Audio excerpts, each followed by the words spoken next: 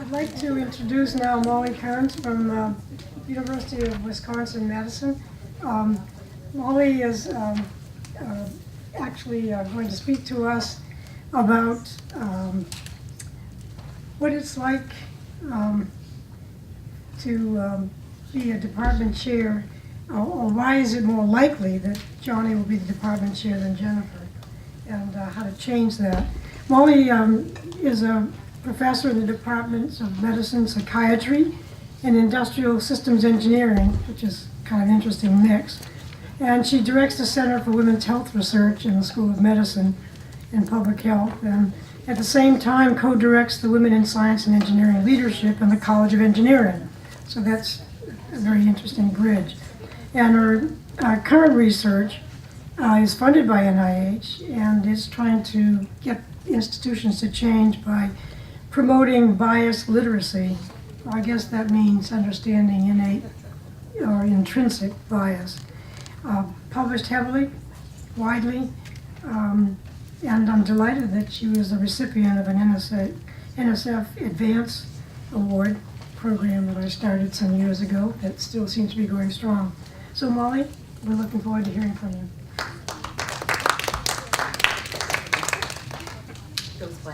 Well, I think really after that luncheon speech from Marguerite, I think I'm just going to be doing strategic redundancy because that was a tour de force. That was amazing.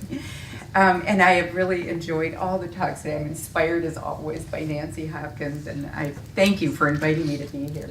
So yeah, it's why is John more likely to be department chair than Jennifer? And actually somebody added to the title playing musical chairs, and I thought, yeah, I guess there's a little bit of that too.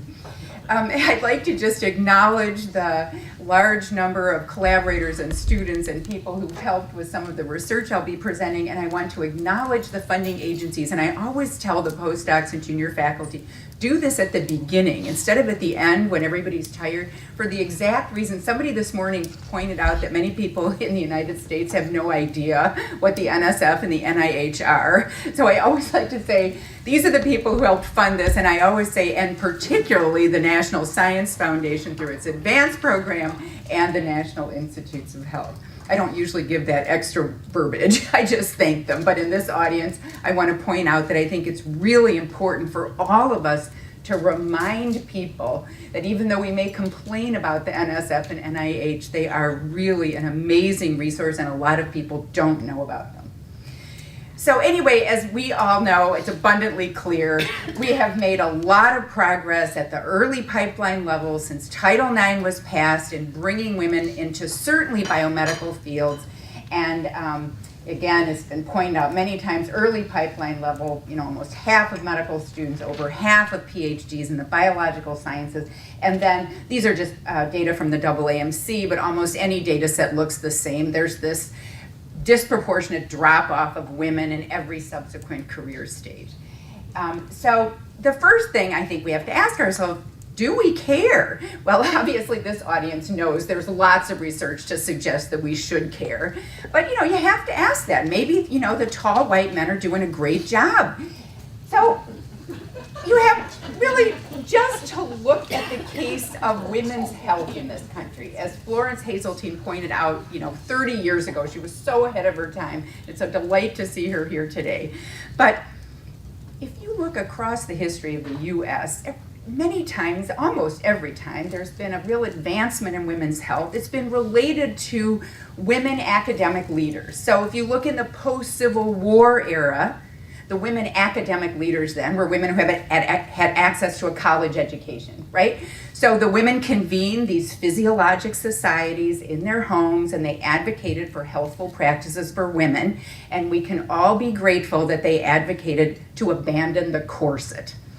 Think how much harder it would be to do all the work you have to do, even without 5 servants, if you couldn't breathe. Well, and even in contemporary times, if we look at the Women's Health Initiative, which is arguably the study that has had the biggest positive impact on women's health of any study in recent memory, would never have been done had Bernadine Healy not been the first and only director of NIH. So, example after example. Yes. Clap for Bernadine Healy. Absolutely. Okay, so then you might say, well, as you advance up that academic pipeline, you have to become more of a leader. Maybe women just aren't as good leaders as men. So once again, we can turn to research.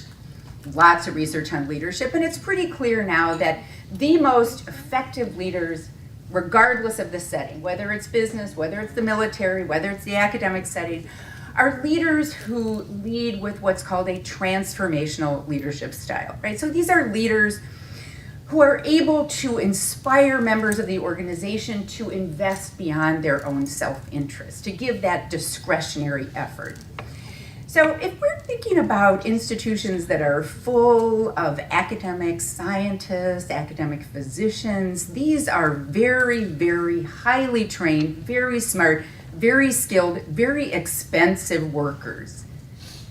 If you are a leader who can make these workers give that discretionary effort to the organization, you are a very, very valuable leader.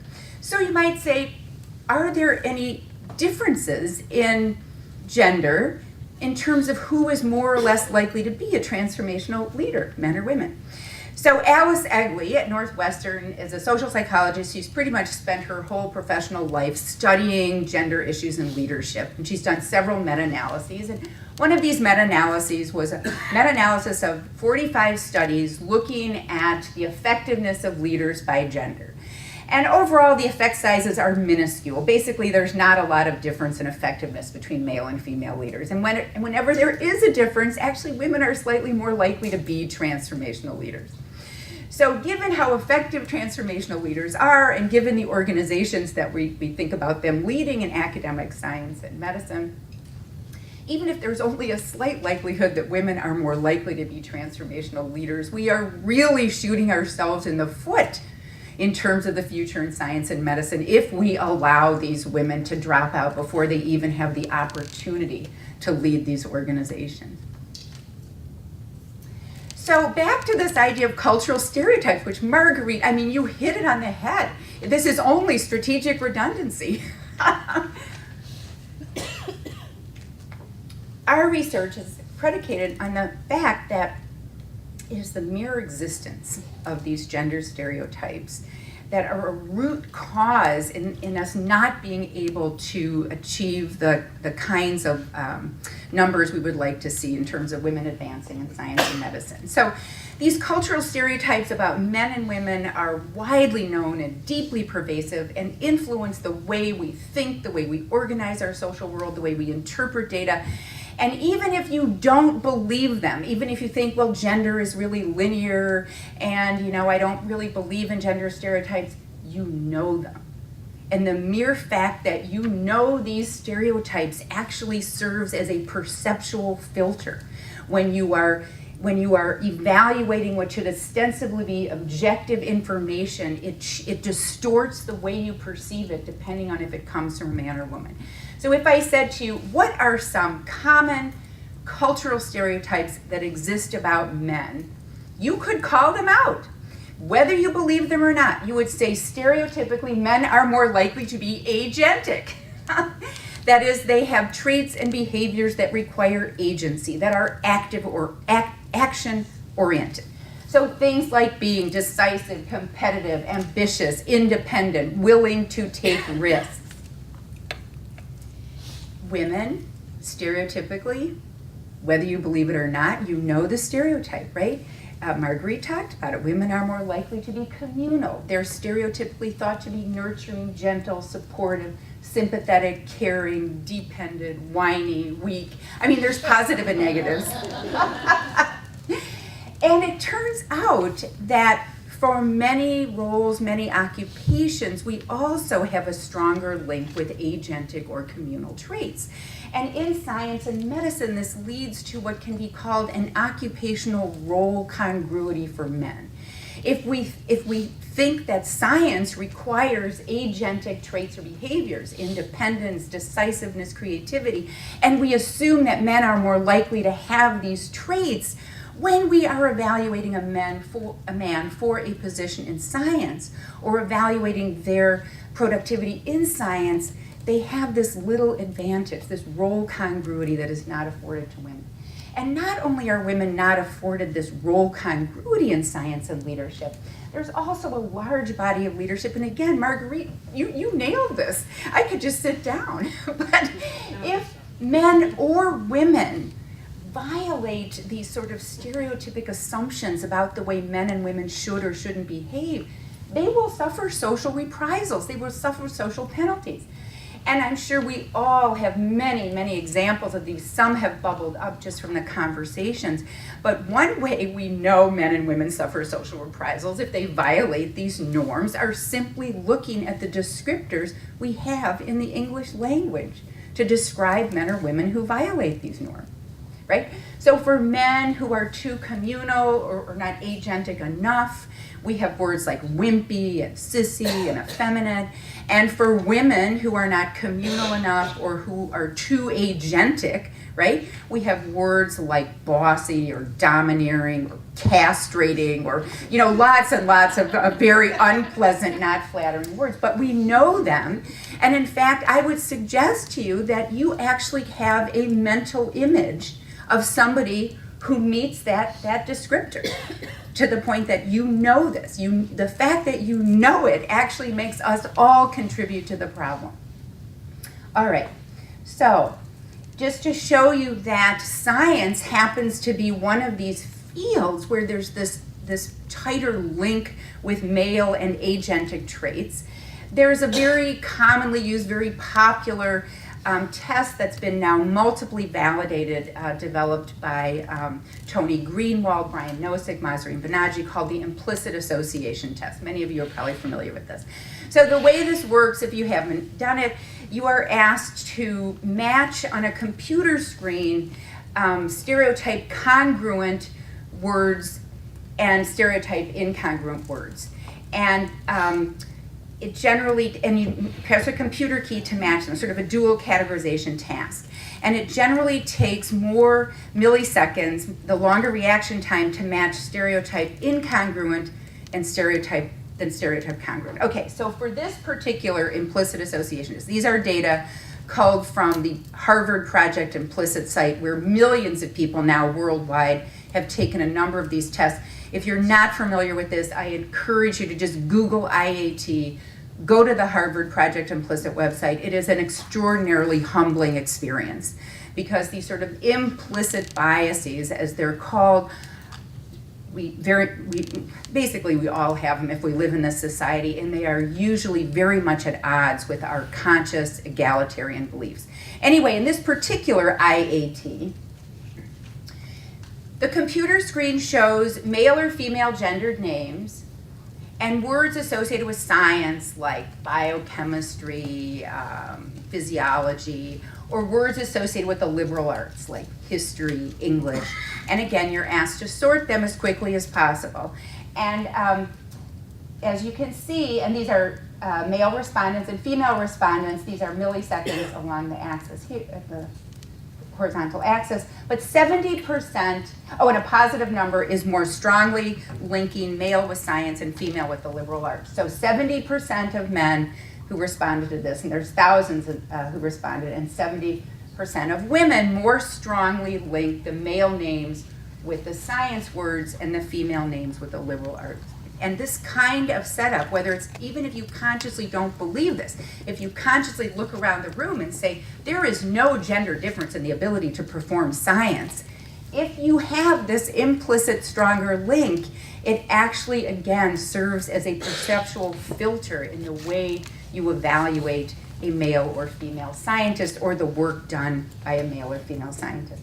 Now, we've done an IAT, an implicit association test, where people are asked to match male or female names with leader words and supporter words. These are faculty from the University of Wisconsin-Madison, and we found the same distribution. Here, the horizontal axis is a D score, it's just a standardized score, but it shows the same thing, with the darker green being a stronger association of male names with leader words and female names with supporter words. And this is, again, male and female respondents showing the same pattern. Okay, so just to drive this home, I went to Google Images and I said, pictures of scientists. And you can see the cultural association reaffirms what I just said, because the first like 20 pictures that came up, I suppose you could argue this one is uninterpretable, but are male scientists. And I did the same thing. I said, okay, pictures of leaders, and the first 9 pictures that came up were men. Now, diverse men, I'll admit, but still men. So I've become increasingly interested in examining the text that evaluators write as a sort of a window into these kind of implicit cognitive processes. Because I think people write, they're not actually consciously thinking about what they're writing in terms of the bias that might come out. So this is just a snippet of data from our analysis of about 300 medical student performance evaluations. So this is sort of the aggregate dean letter that's written about medical students. So this is sort of early in the science pipeline. Medical students as they go on to residency. And these were students going on to a competitive diagnostic radiology residency. But, and I'll go through this slide, but it provides some insight into how even at this early pipeline stage, there's this subtle socialization going on, so that at the end of the day, you see men far more represented in the high status, highly agentic sort of technical fields like neurosurgery, orthopedic surgery, and the women way, way overrepresented in the sort of communal, low status, low paid fields like pediatrics, family medicine, and primary care. So if we just looked at the factor analysis for the use of family medicine, a very communal specialty, we found that only female students with female authors had family medicine correlating with standout adjectives like excellent, outstanding. So male students who had male authors writing about them, family medicine, this very communal specialty, was mentioned so rarely it didn't even load significantly on the factor analysis. And female authors writing about male students, family medicine negatively correlated with words in the ability and insight categories. And if you go back and look at the words themselves, it's subtle, but it's very revealing. So one woman wrote, "He really surprised us. He is an exceptional student in family medicine." That element of surprise, why? Because he is assumed to be agentic, and family medicine is a very communal field. Another one wrote, "Although he received his highest honors on his family medicine rotation, surely his finest performance was surgery." I mean, you can almost feel the relief, right? His highest performance was in family medicine, but thank God he did well in surgery. He was outstanding, he spoke with families, he got consent form signs, and he was extremely aggressive. Descriptors you would never hear used to describe a female medical student to her advantage. So we also moved a little bit up the pipeline. One of my fellows was very interested in exploring leadership of medical residents, particularly when they are leading cardiopulmonary resuscitation events. So at nighttime, and all of you who are in academic medical centers know it's the internal medicine residents who are called upon to lead codes, or if you watched any of the ER, any of the popular movie or TV shows about running codes. So it's the medical residents who run the codes. So my fellow interviewed 25 medical residents from 9 residency programs around the country. And the good thing was that none of the residents felt that gender made any difference in terms of being an effective leader of a code. They saw no difference why men and women couldn't effectively lead them, and had seen no difference in men and women leading codes. But both the male and female residents described the ideal code leader in extraordinarily agentic male-type terms. Now, whether this is true or not, I mean, we don't know, but it was viewed that the ideal leader, not transformational leaders in this situation, but in this very sort of time-sensitive, task-oriented situation, the ideal leader would be assertive, have an authoritative presence, have a loud, deep voice, be tall. They talked a lot about controlling the room. And it was also clear that the ability to be forced to function in this counter-normative way because of all the years of being socialized to prevent backlash, which they know could happen, it was stressful for women. So the female residents said things like, I just felt kind of bad yelling at people. I always turn red. I just try to look authoritative, but it's stressful. The most important thing is that when I ask for things, they should not sound like orders. Now, this is in the middle of CPR. But the most important thing is that when I ask people to do something, it doesn't sound like an order. You're not sure if people's feelings are going to get hurt or they're going to be mad about it. So that's very disappointing. But the good thing is, on their own, without knowing any of the social psychology research, the female residents had come up with very effective strategies to sort of mitigate the stress of having to act in this counter-normative way. So many had clearly given themselves permission to suspend gender norms during a code. They said things like, that's not a very accepted way to speak to people outside of a code, but I think in that room it's fine. Normally I'm very much, would you mind putting in a line? In a code, it's a different situation totally. I just dropped the formalities and pleasantries. One said she was able to give directive orders during a code because she knew she was going to go around to be super apologetic afterwards for having to be directive. But that, knowing she was going to do that allowed her to be directive. Others found if they consciously affirmed their legitimate power in this situation, it allowed them to be directive. So wearing the long white coat, having a badge that says resident, announcing, I am carrying the code pager. Physically adopting a code persona. And there's actually a large research on this from Adam Galinsky and others called embodied cognition. But actually physically adopting a code persona. Actually, if you want to read hear a really interesting TED Talk on this, Google TED Talk Amy Cuddy. And she talks about the importance, of embodied cognition. But anyway, they had figured this out. So they say if they stood in this powerful stance over the bed, they felt they were in control of a code situation. So we thought this had clear implications for residency training. Our research plus others would suggest we should just clearly affirm at the beginning of training all residents about codes that there is no gender difference in the ability to lead a code.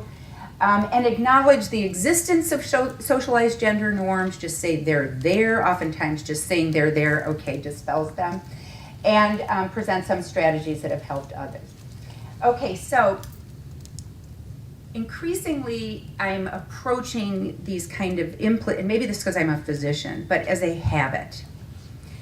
And we know that changing habits requires more than good intentions. It's a multi-stage process. So it requires awareness, motivation, self-efficacy, that is confidence that you can make the change, a belief that there'll be a positive outcome if you change, and it requires deliberate practice of the new behavior until it becomes habitual.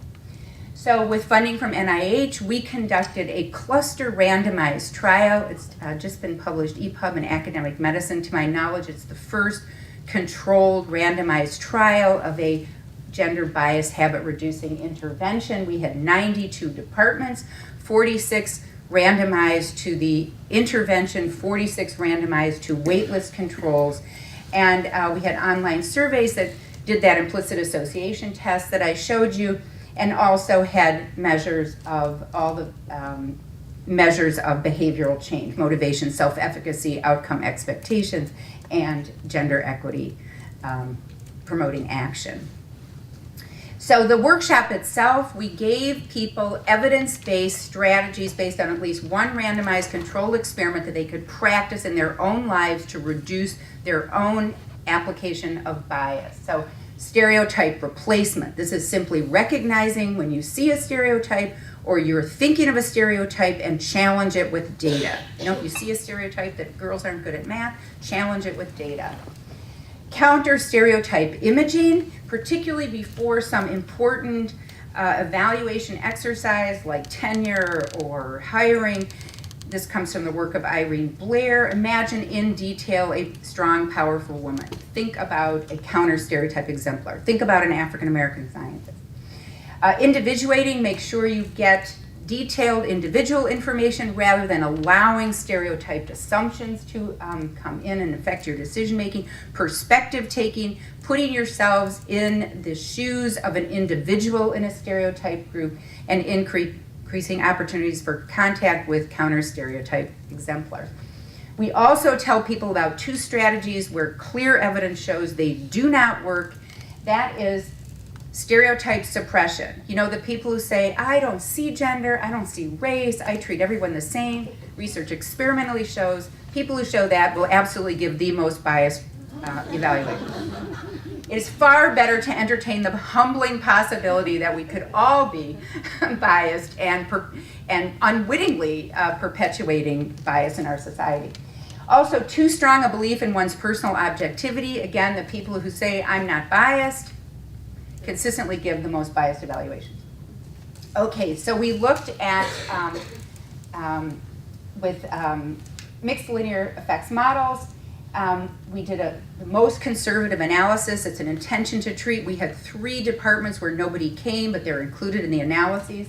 And we found faculty in the intervention departments compared to the controls had significant increases in personal bias awareness, motivation to engage in gender equity promoting activities, self-efficacy, positive outcome expectations, and if we did a sub-analysis of the departments where at least 25% of the faculty attended, we also found a significant increase in action. So you might say, well, that's all and good. You're going to have, better faculty and they're breaking the bias habit. Does it have any institutional impact? So we have something called the study of faculty work life that we give to all faculty every so many years whenever we can get funding. And we timed this study so that a wave would go out before any of the departments were offered the intervention and before the waitlist control departments were offered the intervention. And we found that both male and female faculty, and we looked at the 92, we pulled out of this the 92 departments that were part of our study. So both male and female faculty in the intervention departments were significantly more likely than control departments to say they felt their research was valued, they felt they fit in their department, and they felt comfortable raising personal and family issues, even if they conflict with department activities. So our conclusion is that gender stereotypes very likely do lead to subtle, unintentional advantages in academic career advancement for John that are not afforded to Jennifer, that gender bias does appear to function as a habit and therefore can be broken, but it will require more than good intentions. If good intentions were all it took to break a habit, the Surgeon General's report in 1964 on smoking, 18% of the population still smokes. But breaking the bias habit does appear to improve department climate for everyone. Thank you.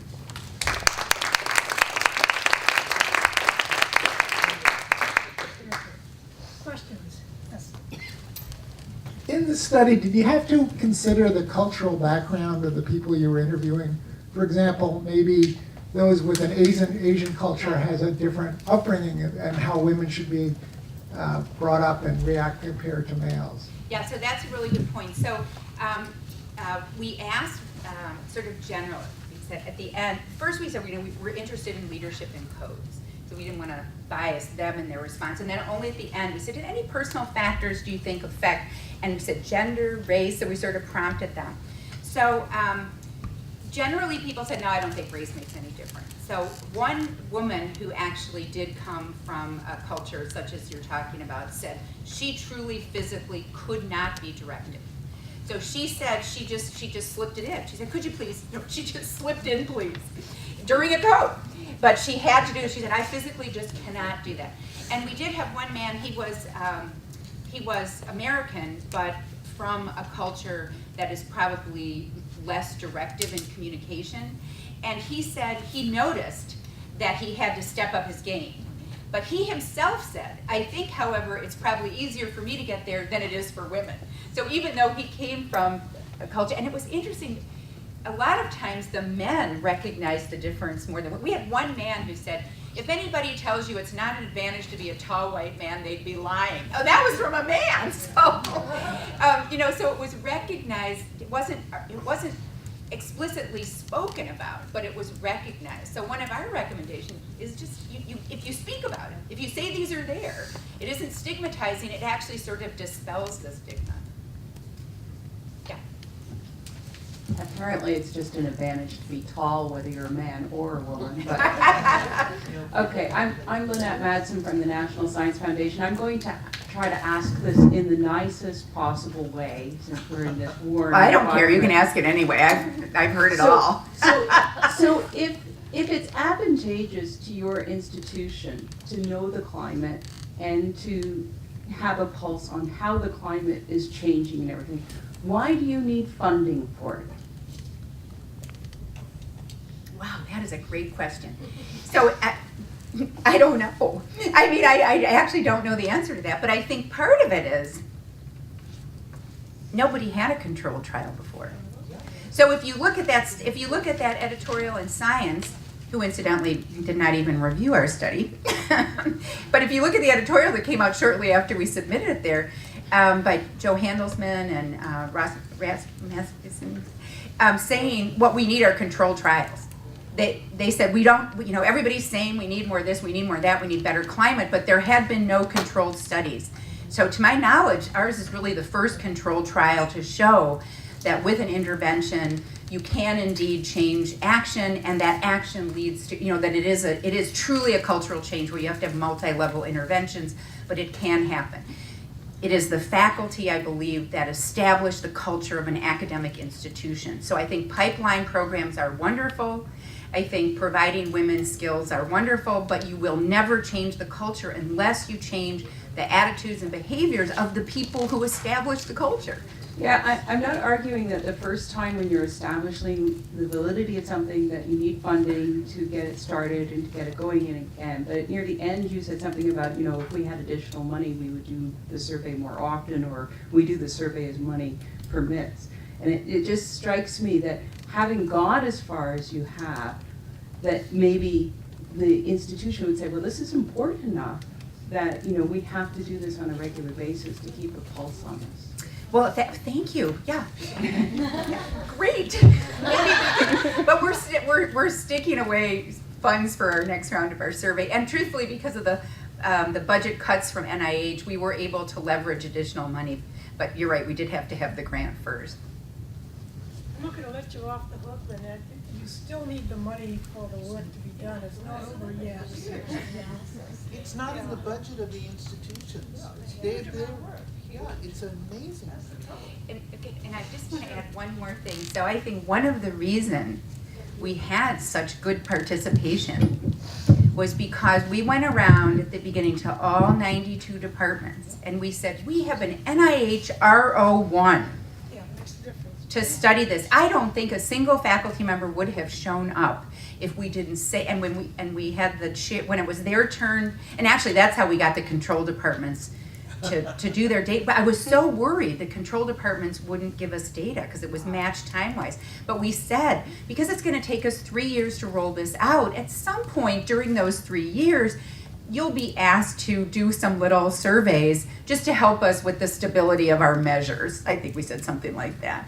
And so that worked too. I mean, they knew it was part of a study. They knew it was NIH funded. They knew faculty were running it. If this whole exercise had been put in the administration of our school, nobody would have come. They would have deleted the emails. So it was actually the NIH funding that gave it the status. Doing it under the imprimatur of NIH, I think really helped us get buy-in from the faculty.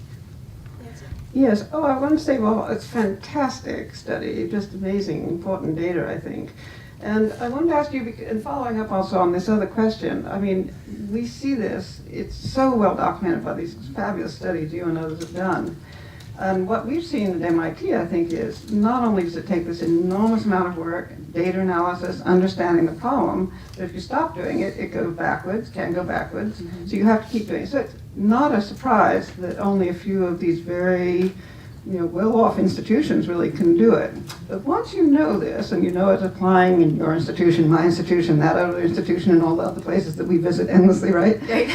Not to mention the NIH and every study section, every time a woman submits a paper to any journal, etc.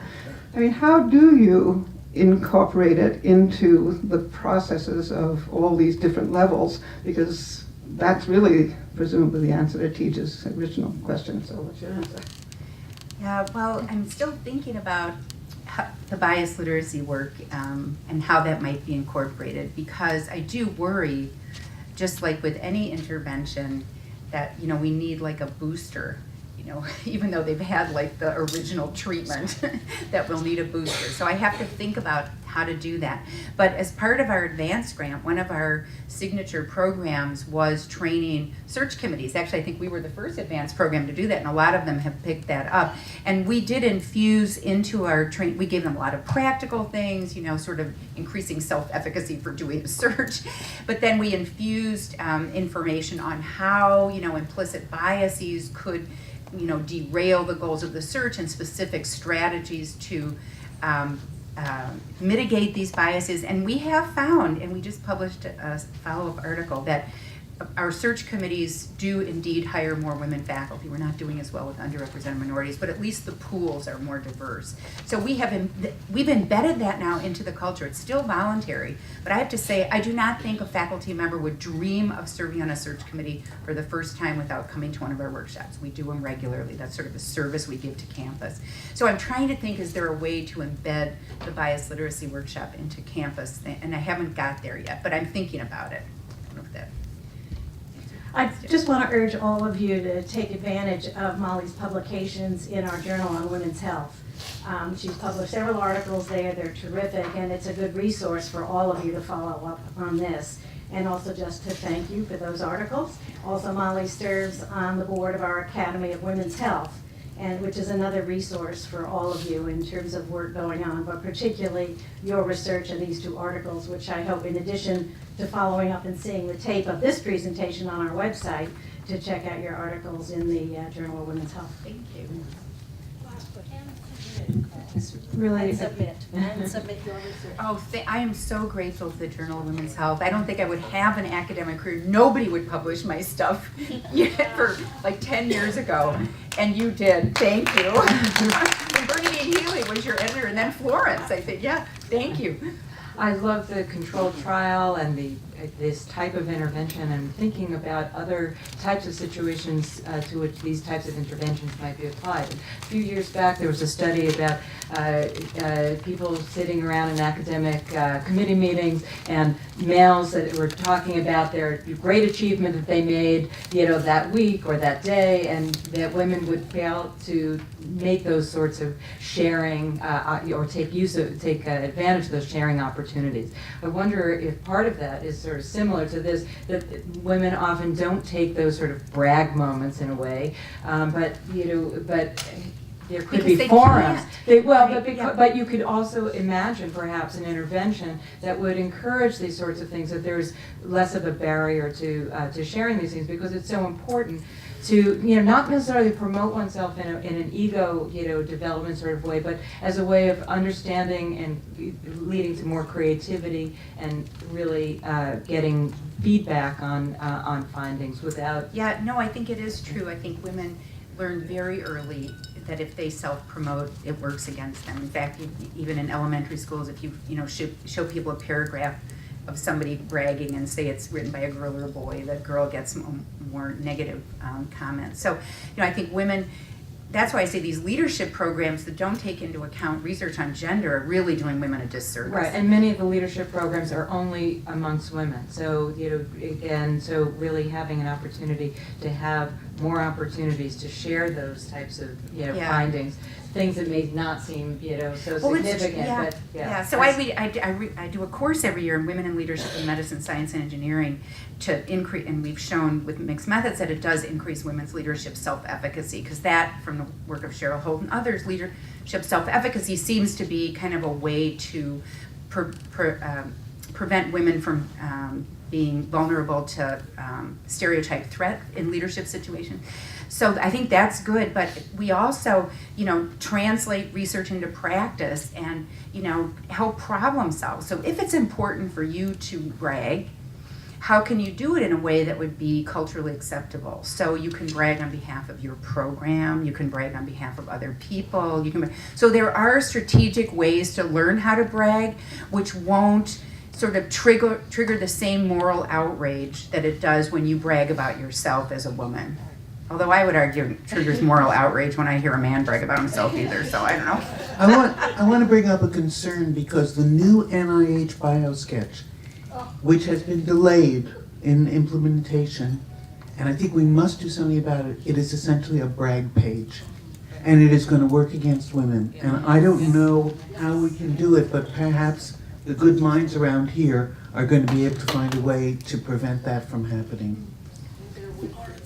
Have your mother write it. Yes, that's what I do regularly, but her Yiddish is a little difficult for them to understand.